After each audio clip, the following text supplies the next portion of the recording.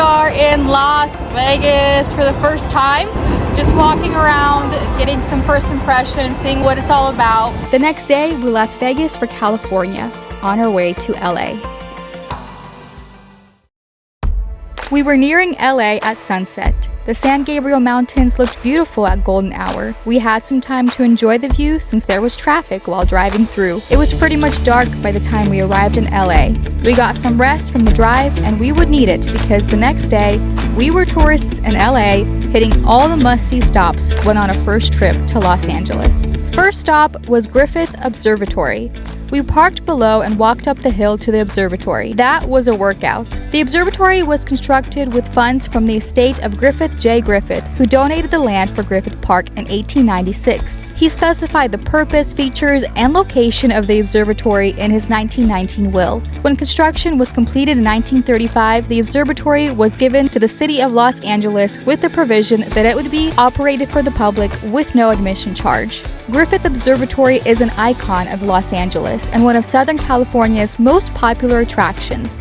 It is located on the southern slope of Mount Hollywood in Griffith Park. It has the best vantage point of the Hollywood sign and great views of Los Angeles below. The observatory itself has been in 170 films. Most recognizable are La La Land, Jurassic Park, Back to the Future, Terminator, and Transformers.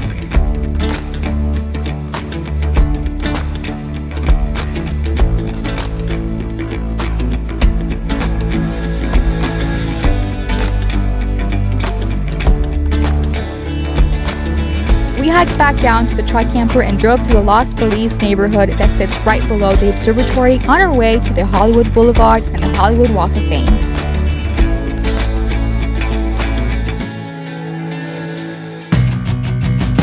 As always with big cities, it's a pain to find parking. After finally finding a spot, we walked to Hollywood Boulevard along the star-studded sidewalk. Unless you're a Hollywood enthusiast, I would say seeing Hollywood Boulevard once is enough. This part of LA seemed more gritty in real life than it does in pictures. The Hollywood Walk of Fame was created in 1958 by the Hollywood Chamber of Commerce just to create a landmark to bring in the tourists. The first stars were added in 1960. Since then, more than 2,600 celebrities have gotten a star. There are 5 fields recognized on the Walk of Fame: film, TV, radio, live performance, and music. So you could see some names multiple times. Gene Autry is the only person awarded stars in all 5 fields. We walked to the Chinese Theater, the most sought-after theater in Hollywood for studio premieres.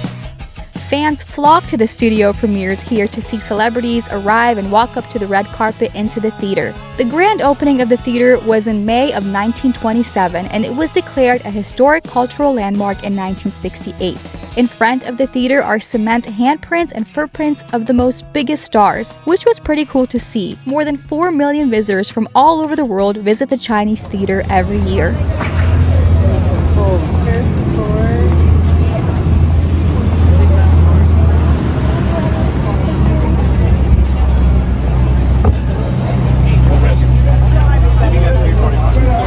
We walked back to the truck camper and began our journey to the Santa Monica Pier.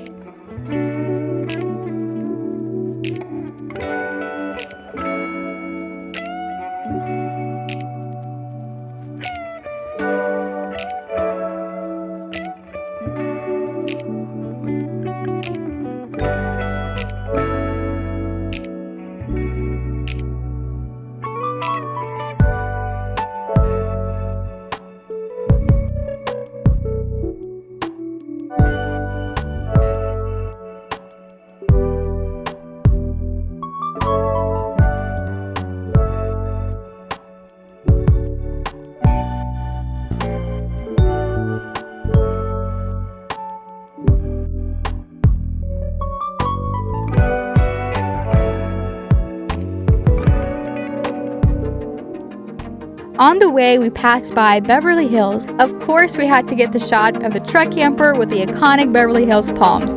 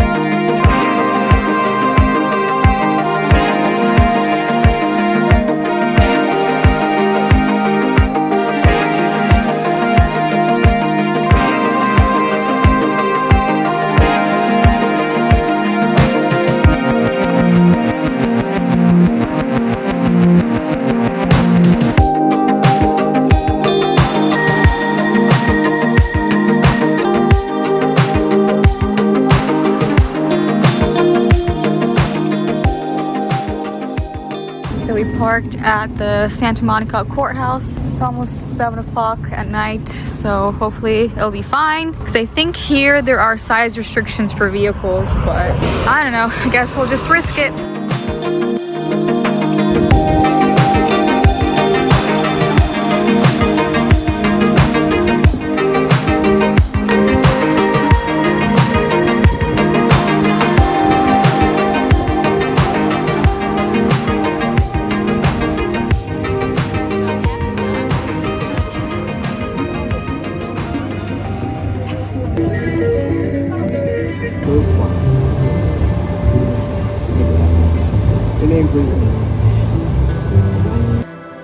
Sunset at the Santa Monica Pier was our favorite stop of the day.